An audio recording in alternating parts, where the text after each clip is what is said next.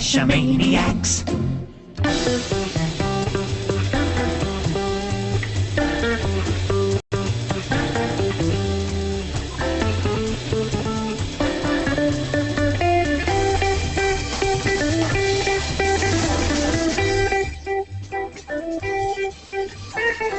GeoGearHeads.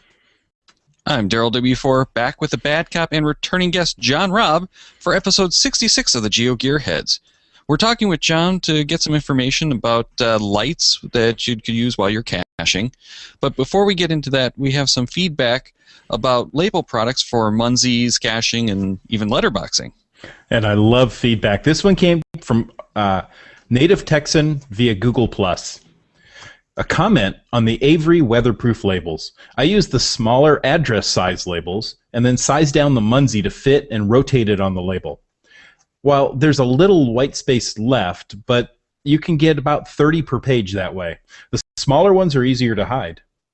3M also makes weatherproof labels. I use the 2x4 labels and and print official geocache or letterbox, depending on what we're doing, do not disturb, and put these on the outside of the containers. I have a trackable sticker and a bit cache. That's the QR code from opencaching.com. I'm sorry, opencaching.us, North America. And that I've made and has been on my car in Texas for months and is still doing well, even through car washes, heat, ice, etc. But probably not a good window scraper there getting that ice off. That might take that off. Larger labels are also good for printing the instructions for caching or boxing, and I still stick them onto the log books when they're big enough to fit inside, or maybe the lid of the box. And she did provide a list of some of those Avery and 3M model numbers for us to include in the show notes. Not going to go through all of those here. And also a link to more Avery waterproof labels that she found, including some reflective ones that she says she really wants to try to make a neat multi out of. Reflective labels, that's really cool. Yeah, I like that idea, and I'll have to go check those out myself. So now, purely by coincidence this week, I caught a video by Cache Continuum on weatherproofing Munsies. He's using waterproof inkjet labels. And one he deployed as is, and the second one he's used to spray urethane to improve durability, which I really like the idea of just hitting it with the spray urethane. I'd like to tell you how everything turns out, but this is a 6-month test, and he just started it, so we're going to have to wait. Now, Daryl, one thing we forgot to mention on show 65, last week's randomized show, is that the Munsie store sells vinyl Munsie stickers. They sell them by the sheet, anywhere from 10 to 100 pre-printed Munsies. Yeah, I saw that, and I'm kind of interested to check those out, but since no one's scanning any of my Munsies, I'm not really interested in spending more money on Munsies that no one's going to scan. I found them out in the wild. They look great. They seem durable enough. You know, being vinyl printed, you can't go wrong. Very cool. Now, next week, we have Richard Harmon to talk about the T-Pod line. These are some really cool tools, and I'm anxious to find out more about using heat to charge my phone and tablet. That's going to happen on Thursday, April 11th at 6:10 p.m. Pacific, 9:10 p.m. Eastern. Then, as usual, we release that feed on Friday for the slightly edited audio downloads. Yeah, now I'm really excited about the show the following week, too, and that's April 18th. We're going to talk about your gear. You are wonderful GeoGearHeads audience members. We're looking to hear about what gear you're using and how you're using it, just like the conversation we had back on Beta 26 with Head Hard Hat. Mm-hmm. Now, we'd really prefer to hear those in your own voice, so call those into 206-350-3647 or email an audio file to us at geogearheads@cachamaniacs.com. Of course, you can also email us a nice text version of whatever you use for geocaching and how you're making use of that. The way I really want to hear about what y'all use, you notice that y'all, I put that in there again, is through the Google Plus Hangout on Air. So if you have a Google Plus account, a VoIP-styled headset, laptop or desktop computer, and a good internet connection, and you're available between 6 p.m. or at 6 p.m. Pacific, 9 p.m. Eastern, drop us a note and we'll get together to get you in on this live recording and talk about the gear that you use when you go geocaching. Yeah, that could really be a great show, but we need your input to make it happen. So please get that to us by April 17th, or if you're able to join us live, let us know as soon as you can so we can work out the details. That's right. Now, on to this week's show. John Robb is one of the two operators of Cache at Night, and he gets the glamorous task like being on podcast, while his business partner, Ron Baker, from what I hear, the responsible one of the duo, has the tough job of keeping the store running. John, it's good to have you back. Thanks, guys. Thanks for having me back. I appreciate it. Yeah, we're happy to have you back. And you were last on the show for episode 58, talking about caching by UV light. But we wanted to get you on today to talk about just regular flashlights, because I don't know anyone who's as much into flashlights or torches, depending on what part of the world you're in, than you are. Well, there are definitely some people that I know that are into flashlights way more than I am, but they might be at the very far end of the curve. I'm maybe a little bit further than your average person, but some of the guys I know, they take it pretty darn seriously. They go all the way to modifying their flashlights. So there's a whole subculture of guys that will take them apart and modify them. I don't fit into that class. Yeah, that could be a lot of fun. I guess I see a lot of fun trying to like 3D print your own flashlight sometime. Ooh, I like that idea. Well, there's an idea. Yeah, there's an idea with it. One of the guys I hang around with, he's modified a number of different lights, not so much flashlights, but other lights, and he is talking to us about how we get a 3D printer. So I don't know, maybe he's got something up his sleeve. Oh, nice, nice. I'll look forward to hearing about that one. And you never know what kind of caches we'll make when we have a 3D printer, so watch out for those too. Ooh, now that intrigues me. So why don't we start off with a little bit of why people would need a flashlight for caching. And kind of the obvious thing is you'd want to do night caching, but it is a little bit more useful than just for the night caches. Well, it's very interesting that you would say, why do you need a flashlight? Most people assume for nighttime. We did a quick little survey on Facebook, and we said, okay, here's some choices you have. Have you ever gone night caching? Some percentage of people said yes. Have you ever been out caching and it became dark? Because a cacher can't help but get that last cache of the day. It's the sun setting and you still have to go and find it. And then there's also holes and crevices. When we did the survey, 98% of the people responded, said they had cached at night, whether it was intentional or unintentional. So having a flashlight with you at all times kind of makes sense, whether it's because it's going to get dark, and it gets darker faster in the woods when there's leaves overhead, or if you're trying to get into looking holes and crevices. I know that we did a river cache here where we actually waded across the river, went to the cache. We're pretty sure we knew where it was. We looked inside the tree trunk. We didn't see it. We had to DNF. Next day, we went back, brought a flashlight. Bam, it was right there. I'll never be without a flashlight again. I don't care how much water I have to cross. So how much light do you really need when you go caching? Well, there's no simple answer for that. We can kind of break it down in three different ways. There's measuring the output, so how much light is it going to have. The spread and throw, we'll talk about that in terms of what those mean. And then what you're using it for. So these things all impact how much light you're going to have and how much you actually need and those kinds of things. If you look on the package of pretty much any consumer flashlight that you buy these days, it will have a little symbol on there that talks about the number of lumens that the light has. Now, lumen is it's not a real world number. It's a laboratory test number that just helps you get a sense of how bright this light is. And it measures the light output from a certain distance to a certain area, and that's how much lumens there are. Technically, I don't remember all the numbers, but at the end of the day, we just use lumen to say, is it a reasonably bright light or is it not a very bright light? The other thing is the color temperature. I know that Daryl likes photography. He's probably always thinking about the color temperature. It has an impact on the flashlights themselves. The old incandescent bulbs were a very yellowish orange kind of warm color, and the LEDs can be warm all the way to cool. The other thing that matters is the spread and the throw, and I think that we have some diagrams for the spread and the throw. So the throw is the distance that the light will travel. So if you've got a spotlight and you've got it finely tuned, it's going to go very far.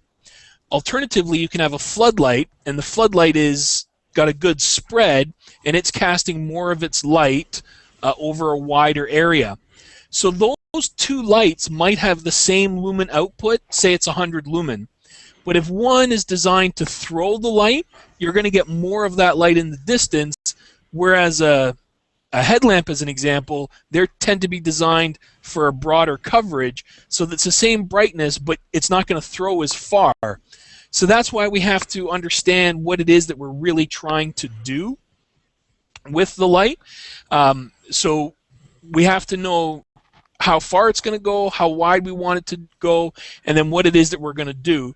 That next image that is going to pop up, this is something that the first time you buy a flashlight, you never think about this. Never. Mm-hmm. I didn't think about this. I've been buying flashlights for a while and I didn't think about this. But it's a lot of people talk about the quality of the light. And it's really hard to show this, so I had to make my own graphic. So hopefully it helps explain what I'm trying to talk about here.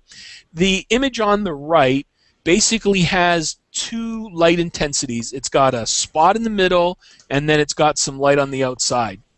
The image on the left has a variety of different colors, brightnesses, I should say, and it makes it a little bit harder to kind of discern what you're looking at, especially in geocaching. You're in the woods, you're trying to look for something, you're already getting a lot of shadows. Mm-hmm. You want a really nice quality beam. So you're always looking for that good quality beam, or at least as best the quality as you can get. And try it sometime, get two flashlights together, shoot them both at a wall, and you'll get a sense of, oh, look at the spots, the rings, the highlights, those kinds of things. I can't tell you the number of times I've been out caching and had a inexpensive light, and it's got this dark donut around a bright spot, which really, to me, the rest of that light is wasted. You're just using that very center spot. Yeah, and that has a number of problems. One, you're not getting maximum light out there.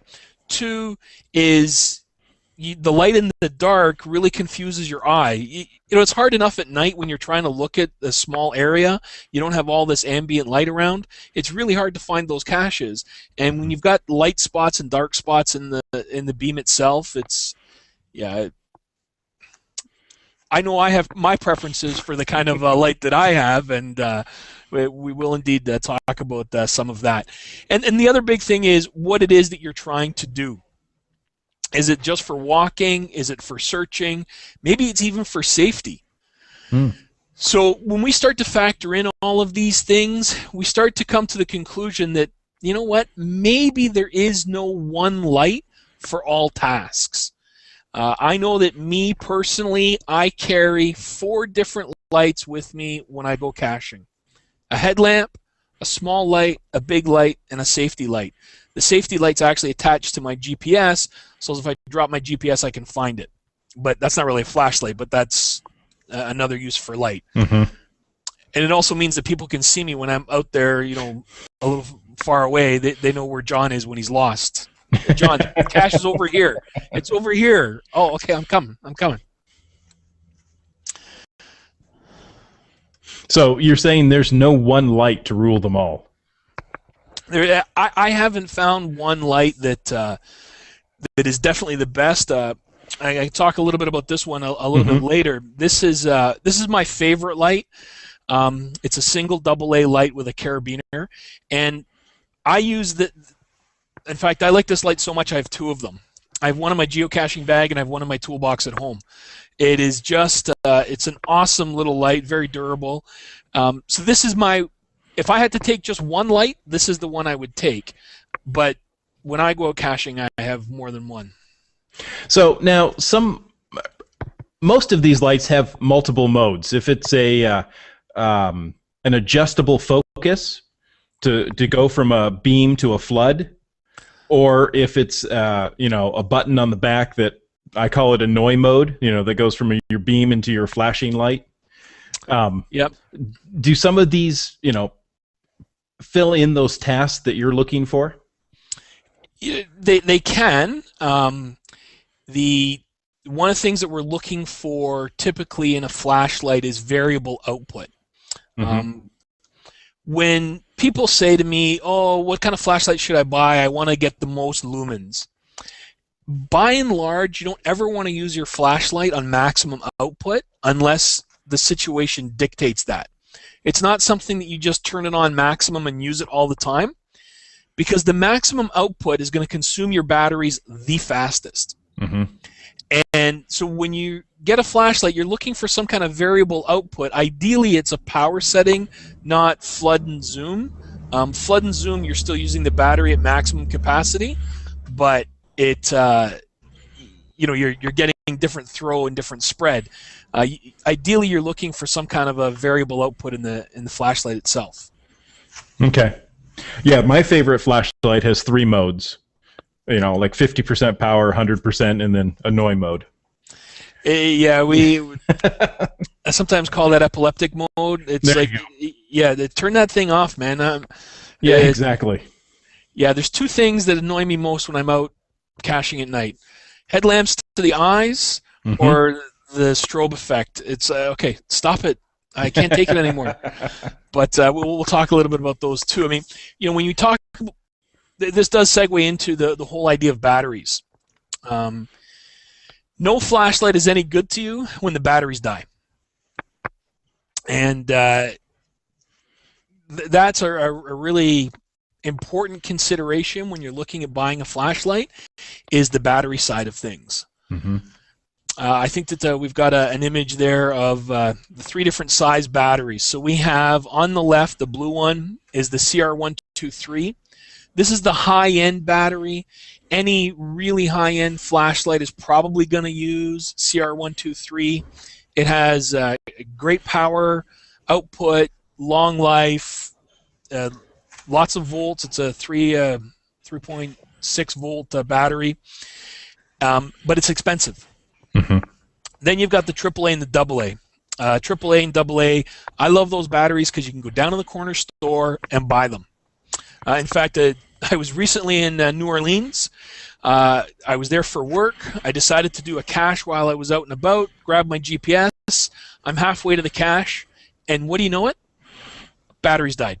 Now, this is a guy, I carry with me normally when I'm caching, I carry like this many batteries. Mm-hmm. And that's a lot of batteries.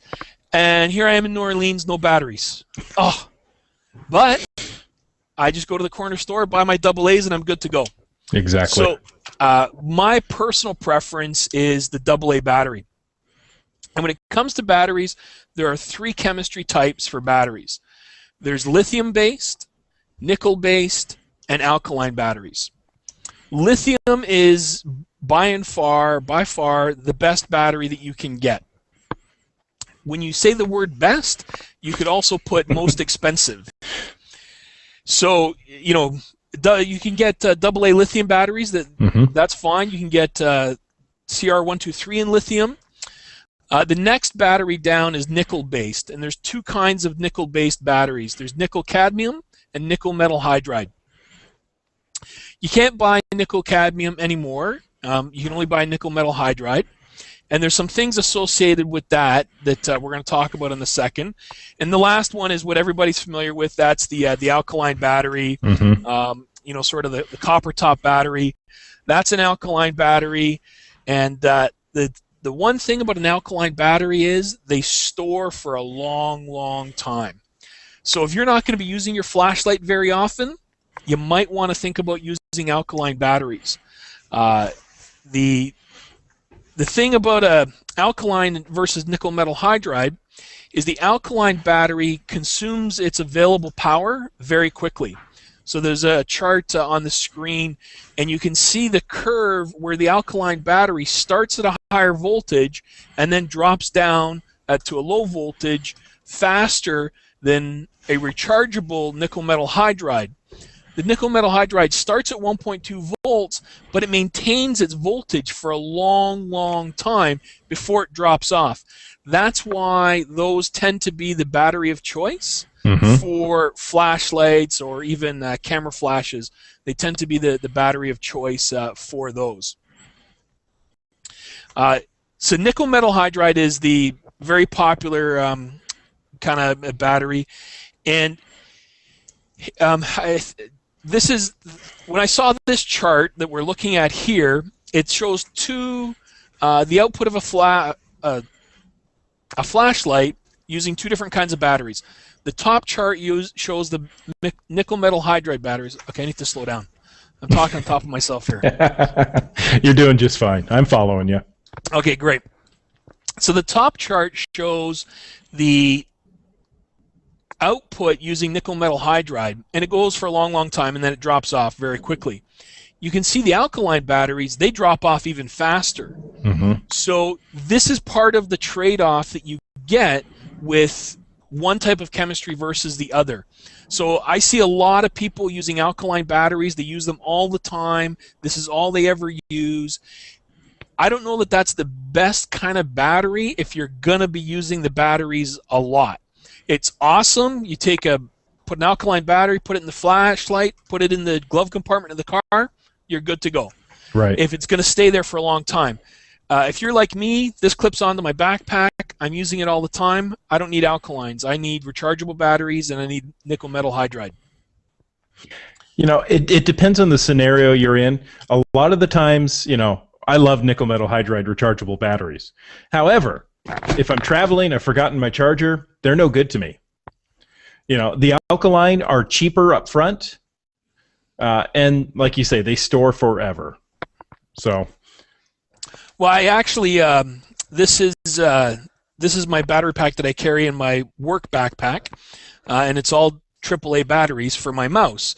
I keep some alkaline and some rechargeable because I don't want to be in a position where I don't have batteries that have juice in them. So I carry both. Most times I use the rechargeable batteries, but if I forget to recharge them, that never happens, honest.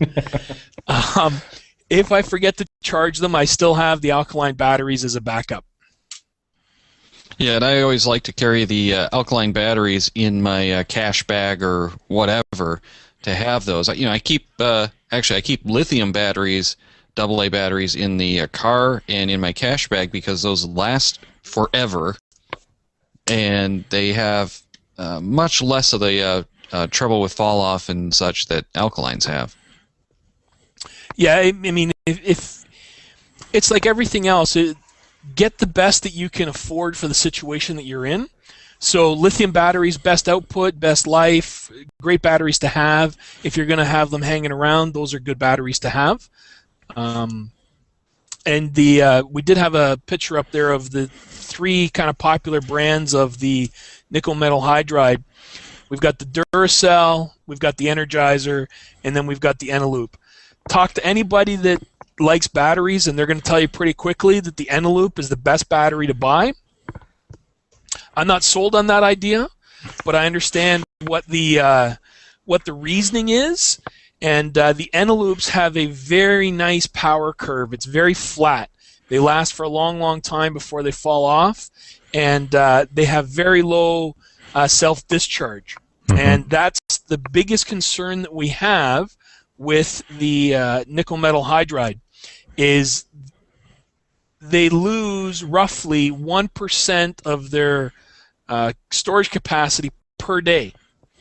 So what I used to do is I used to charge up my batteries, put them in my battery pack, put it in my backpack, and not think about it for the rest of the month. And then I put the batteries in my GPS, and I'm going, well, why is it not? Why? What's going on? And then I had to do the research, and I figured out what the problem was. And so I'm slowly switching over now to a low self-discharge batteries so that I can charge them up at the beginning of the month, leave them in my pack, and not have to worry about it. The other thing I do is I have a 15-minute charger which I plug into the car, and when I'm going caching, I just put the batteries in the charger on my way there, and I've got 4 fresh batteries by the time I get there. Nice. It's a different strategy, but you know, it does the trick. Now, I think that we had a slide just before this one that this is something to watch for here. I don't know how well you can see it on the screen, but these are all Energizer nickel metal hydride batteries. They all have different milliamp hours attached to them. So they start at 2200 on the left, and they go up to, I think, 2450 on the right, or 2500 milliamp hours. Yeah. So what that is that's how much capacity is in that battery. It's not the voltage, it's how long that battery is going to last. It's milliamp hours. So on the low end at 2200, it's not going to last as long as 2500. What you will find as you start to look at batteries is it's not always about the maximum milliamp hours. You can get some that have 2700 milliamp hours. So they're going to give you a lot of output over a good period of time, but those don't always perform the best on the power curve. You find that the low self-discharge tend to be in the 2000 range because that's where you get your maximum storage capacity, the shelf life, all of those kinds of things is all in that kind of 2000 milliamp hours. Okay. Yeah, well, especially if you're going to be leaving them aside, that becomes a big issue. A 2000 milliamp hour low self-discharge battery compared with a standard NIM over a week, you're going to have more milliamp hours essentially stored and usable than you would in that traditional NIM. Exactly. So you have to be careful with that. Even with the same brand, these are the kind of things you have to look at when you're buying your batteries. I never knew there was so much involved in batteries. I mean, really, it's a AA battery. I mean, come on, really? Yeah, well, we did our first 2 episodes just on batteries because it is so involved, and basically didn't even touch on it. You know, it's basic, skim over the surface, get people into it. But one of the things that I've experienced is typically you don't want those really high milliamp hour batteries because they don't tend to last as long, both number of recharges, and I've had higher discharge rate just storing them the bigger the battery is. Aside from just the low self-discharge advantage, it's the bigger, more advanced battery, shall we say, don't seem to perform as well over time. Even though if you charge them up and throw them right in, they're going to last longer and do a better job. If you leave them out for a day even, you're going to start finding they don't quite have the oomph anymore. And I had some of the higher ones that probably only got about 15 charges before they were at about 50% capacity. 15 charges? Wow. Yeah, after 15 charges. That was the 2750 milliamp hour AA batteries that I had tried. Yeah, it's you want at least 500 charges out of your battery, maybe even 1,000, before you start to have problems with them holding a charge. 15, holy cow, that gets expensive quick. Yeah, it does. It gets expensive quick. One of the things that batteries work based on some kind of chemistry. So the nickel metal hydride works on the nickel chemistry, and it's very temperature sensitive. So when you get a charger for your batteries, the old style charger was really simple. It was dumb. It just put voltage into the battery, and that was it. And it kept putting that voltage in until you unplugged it. Very bad for the batteries. Very bad. What you need is a smart charger, something that says what's the input voltage going in, what is the voltage coming out, so that it can look at that and say, okay, I've charged enough, now I can give it a trickle charge. And you also have to watch for the temperature change. If there's too big a temperature change, it gets too hot. The batteries will not charge quite as well. And again, if you're using nickel batteries, get a good charger. Don't economize on the charger because you're going to go through your batteries a lot faster. I think that might be some of my challenges, that I use a rapid charger and the batteries get quite hot. So I have to be very careful. I'm currently investigating another increase in chargers. I don't know what it is about this activity. It's supposed to be free, right? I get a GPS, you go out, you find some caches. I don't know. Now I'm investing in batteries. I have like $100, $200 in batteries. Yeah, indeed. And if people want more on these battery technologies and such, you can go back to the original Cache-Maniacs Beta 1 and 2, or GeoGearHeads, and find out a lot more about the batteries. But the charge and heat is just one part of that. You also have the same kind of problems when you're out using the batteries, and the warmer they get or colder they get, the less efficient they become. So especially photographers will know this when you're out shooting in cold weather. A lot of the time you have to pull those lithium-ion packs out of your camera and stick them in your jacket to warm them up. And you'll get, it will say in your camera that you're down to like 10, 15%, and you'll warm them up, and all of a sudden you're back at like 60, 80%. Yeah, it's the chemistry, right? The catalyst won't work when the temperature's out of whack. And the big concern for cachers is taking those batteries and putting them in the car. The car gets really, really hot. That just cooks your batteries. And you'll find that they're not nearly as effective when they get cooked like that. So keeping them, you read this on the label many times, store in a cool, dark place. I don't know about the dark part, but definitely the cool part. Yeah. I keep I can't come up with the word now. We've been talking about the alkaline batteries. I keep in a Tupperware in my refrigerator. So when I need them, they're going to be there for me. Yeah, cool is good. Cold is bad. So in the fridge is fine. The freezer's not so good, because you don't want to actually freeze the chemistry inside. So again, I'm holding one of my battery caddies. This is how I store my batteries. The picture that we have on the screen is a Ziploc bag. This is what I see a lot of people using for storing their batteries. Sounds like a really good practical idea until you realize that those terminals can connect, and you can actually get the batteries to discharge in the bag. And that's generally not so good. And if that bag was put into a hot car and the hydrogen inside the battery started to leak out, you're actually going to get hydrogen inside the bag. Also not so good an idea, because hydrogen happens to be flammable. I've never heard of one exploding or anything like that. I'm not. It's just in the research. Theoretically, if these things get hot, they will off gas, and it's hydrogen, and then you're in some trouble. The other thing that people have is they use sort of a plastic box kind of thing, and those work reasonably well, but it's hard to get out just the kind of battery, the single battery that you want. You end up having to get a couple of batteries out, or the thing falls and the batteries go everywhere. So I really like the battery caddy. It's a really secure way to hold the batteries. You can see in this image that there's two batteries that are inverted. That's how I tell that those are discharged. So we have live batteries on the left and discharge batteries on the right, and I can pull them out one at a time. And because many of my lights use a single battery, that becomes very helpful. So I have all different kinds of sizes of these because I just love them. I keep some in my computer bag, my camera bag.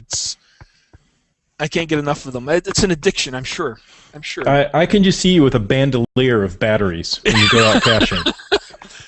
Well, I find it very funny. I go out with my buddies on Friday nights, and we go out caching, and somebody almost every night will say, "Oh, my batteries are dead," and it's like some scene from a movie. Batteries, and everybody's pulling out piles of batteries. I've got batteries, no problem. So it's one of the fun things that happens, I guess. Yeah, I think we've talked enough about batteries, though, because this is about the actual lights. And one of the things that we talked about early on was that variable output, which does affect your battery life.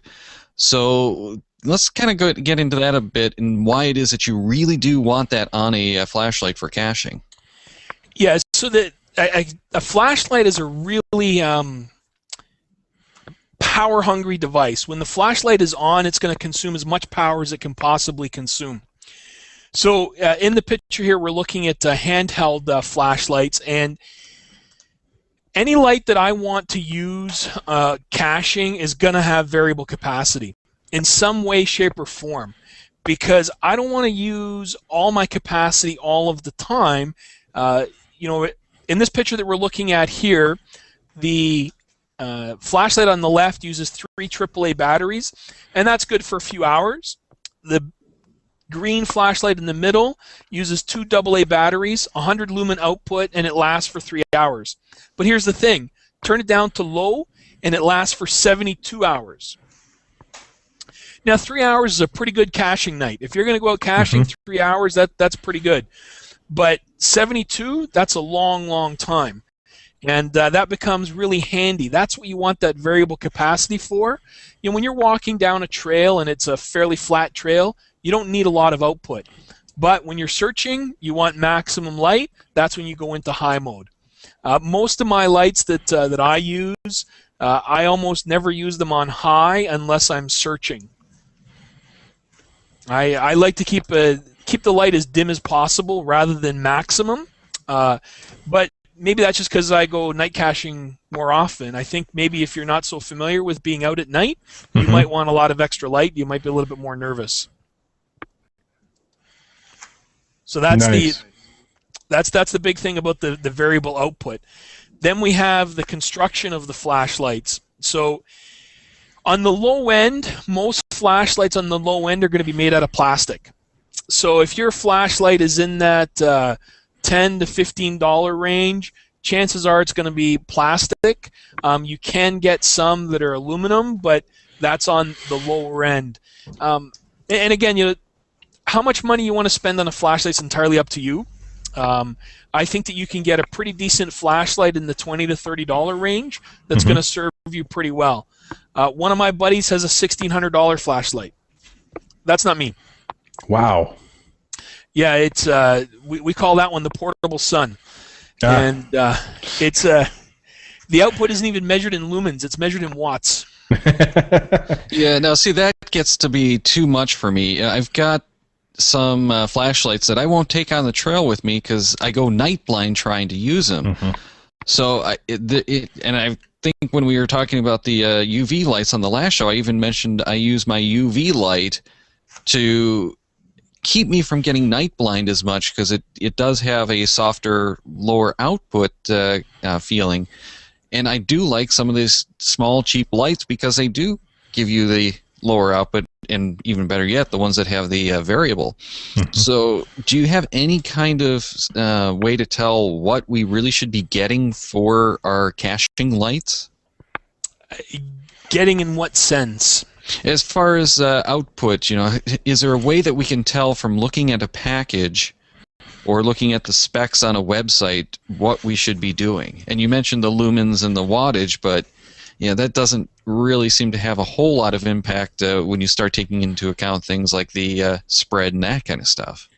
Yeah, it's if you have sort of a typical style flashlight that in your mind's eye you imagine it being, you want it to be somewhere around 50 lumen.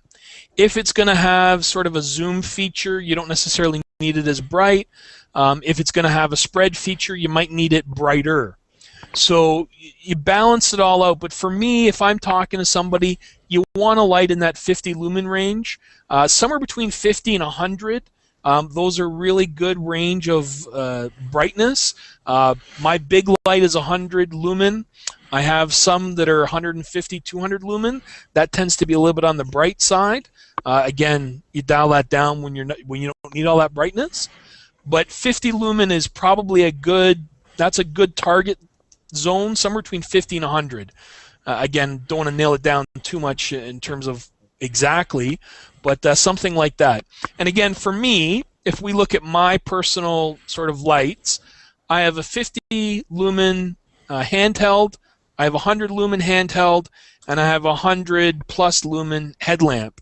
So I don't have any 200 lumen lights. Like I don't need that kind of output on an ongoing basis. So that's my personal what I use. Again, I have cached with friends that have 800 lumen lights, and those are really bright, but they don't use it at 800. They dial it down, and they're only using it at about 100, say, because they don't need all that output. It's there when you need it. You know, when you have to shoot your light across a lake, that's when you need good throw. That's when you need that really powerful light. But in your average everyday, you know, 30, 40, 50 feet kind of thing, 50 to 100 lumens is going to be plenty. See, I've got a nice bike headlamp that I use. It's about 400, and that thing is bright as heck. But, you know, when I'm on the bike, I want that. Yeah, you want the throw, right? You want it to go far so that you can see what's coming. Yeah, and you want to be visible so that people don't, you know, run you over. Exactly. Right. So those are the kinds of considerations that you have to start thinking about, right? Like, what is it I want in a light? You know, one of the things that I like about my personal favorite light, which is the Link, is it's not round, so it doesn't roll when you put it down. Many other lights, even my larger light, it has flat spots, but it still can kind of roll sometimes. So I like the fact that this light doesn't roll. But then again, it's a trade-off. This doesn't go in your pocket quite as easily, so I hang it on my belt loop. That's my trade-off. So with everything else, there's trade-offs, right? Pluses and minuses. You know, you can get really small lights like this guy, and this is a nice light, fits in your pocket, goes anywhere. The one thing you always have to watch out for any light that has a tail cap is the inadvertent turning it on. So this happens in your backpack sometimes. Something pushes it. There's a little trick that you can use, and it works on just about all lights, is you can see that this one that I have is on.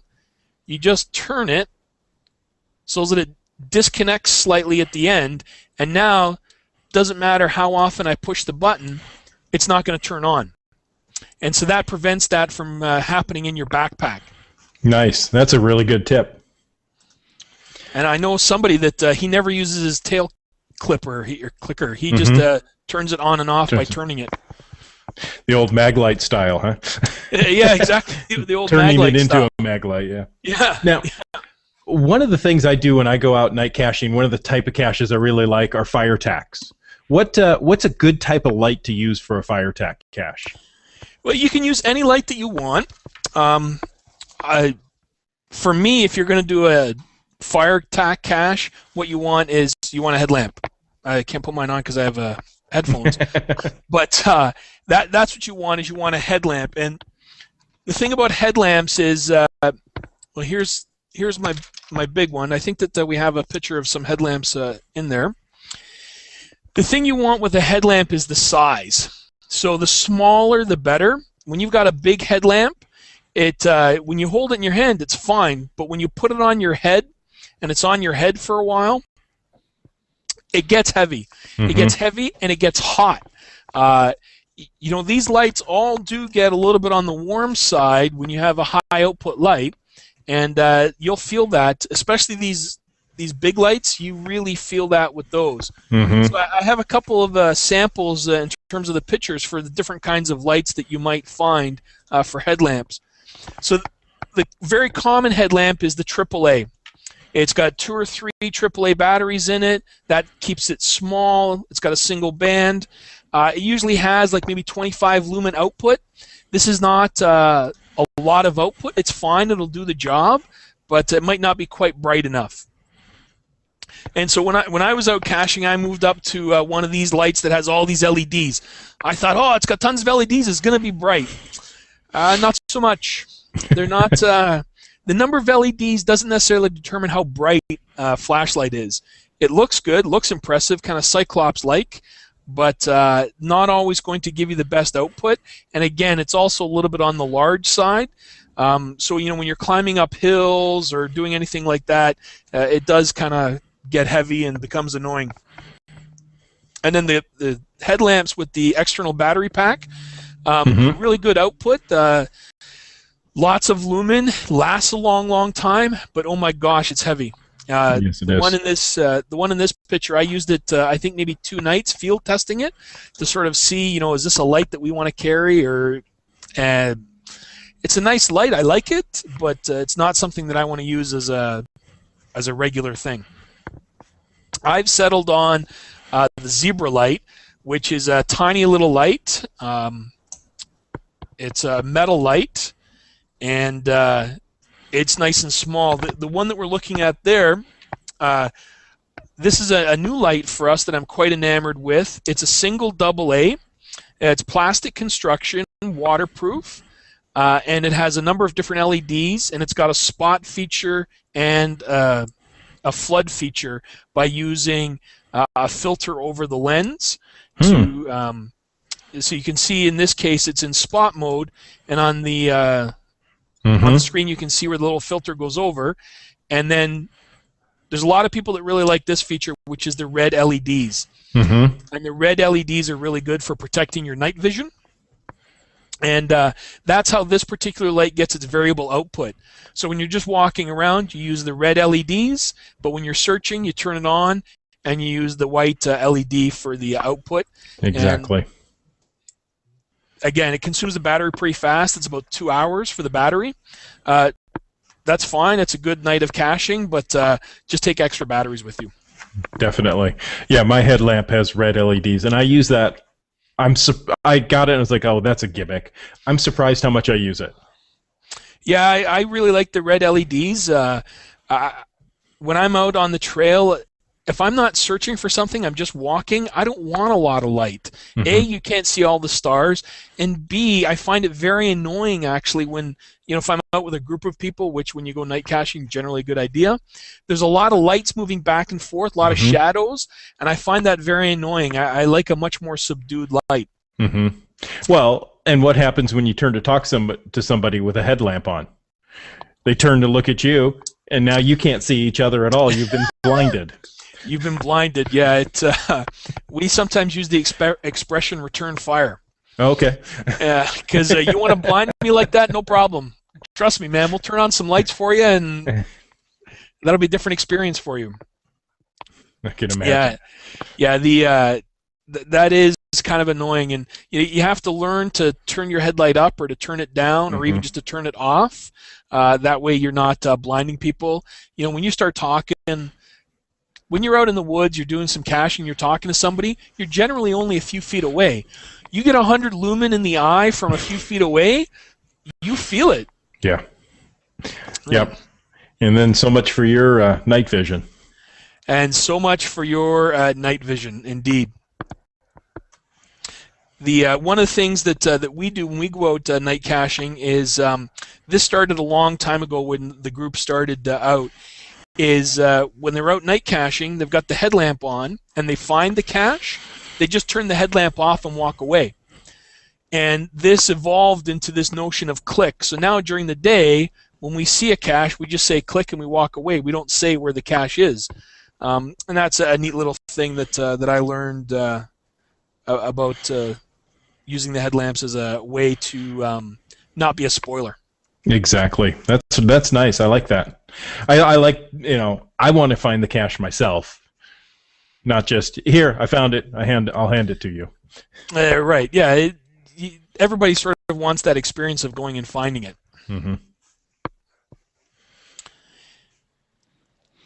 Well, I think we've gotten a lot of information, a little bit, probably too much to quickly and easily digest. So can we kind of maybe give a summary of what we've talked about to give people an idea of what they want to really look for when they actually go out to try to buy a flashlight? Sure. One thing that I recommend is that you buy as much light as you can afford. So buy the best light that you can afford for what it is that you're doing now. I've never heard somebody complain that they have too much light. Right? Either it's too bright or it's too durable, it's too good a flashlight. People don't complain about that. What they do complain about is, oh, my clicker doesn't work. Oh, it's not bright enough. Oh, it goes through batteries too fast. These are the things people complain about. So buy the best that you can afford, but that doesn't mean that you have to buy a $400 flashlight. Something in the $20 to $30 range, you're going to get a really good flashlight. something like 50 lumen with variable capacity in some way.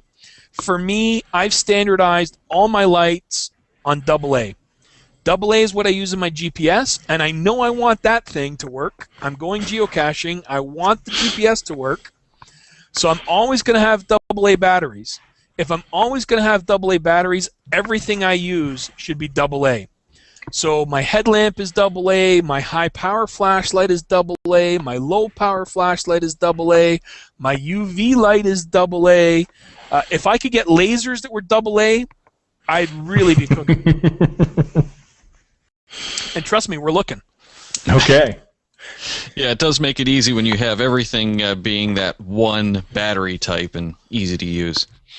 Now, there's also a couple of resources that you suggested we might look into aside from your cache blog. There's also, or Cache at Night blog, sorry.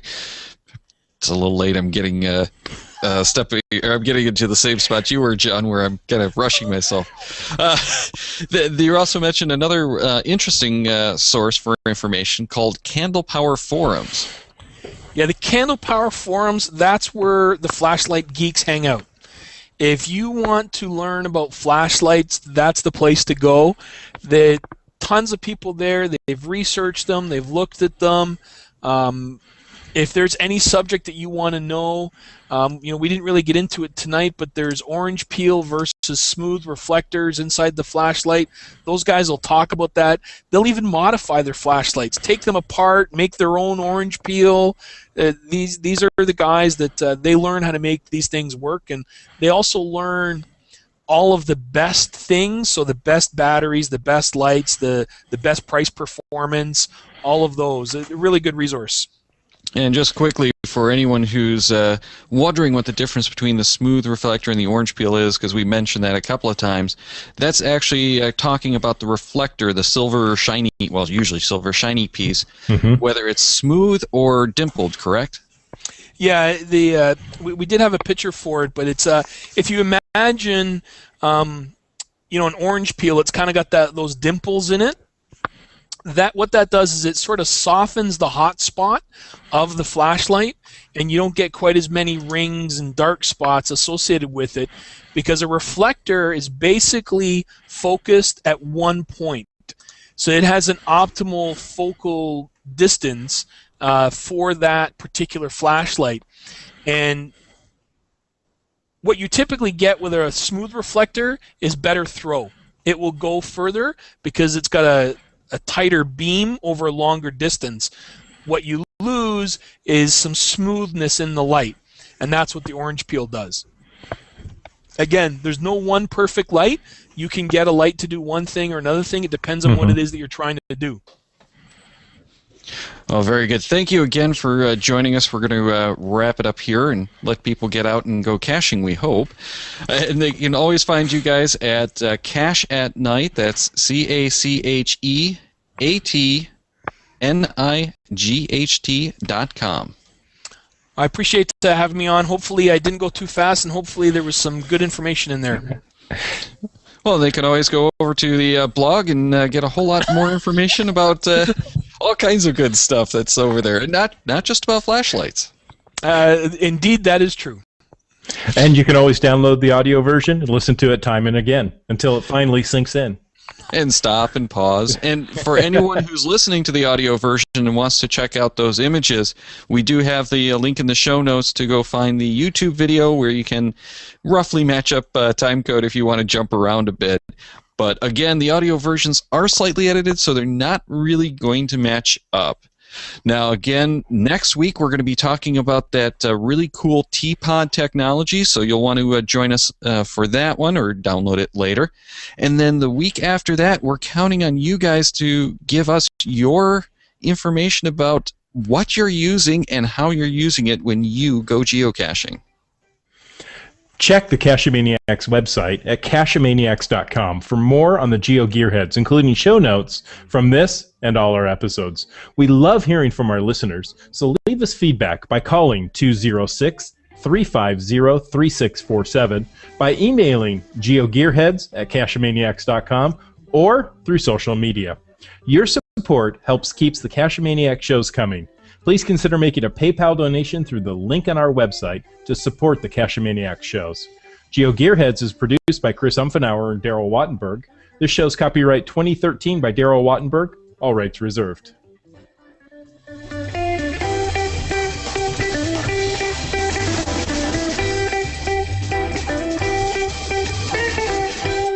Guess we're the Cachemaniacs.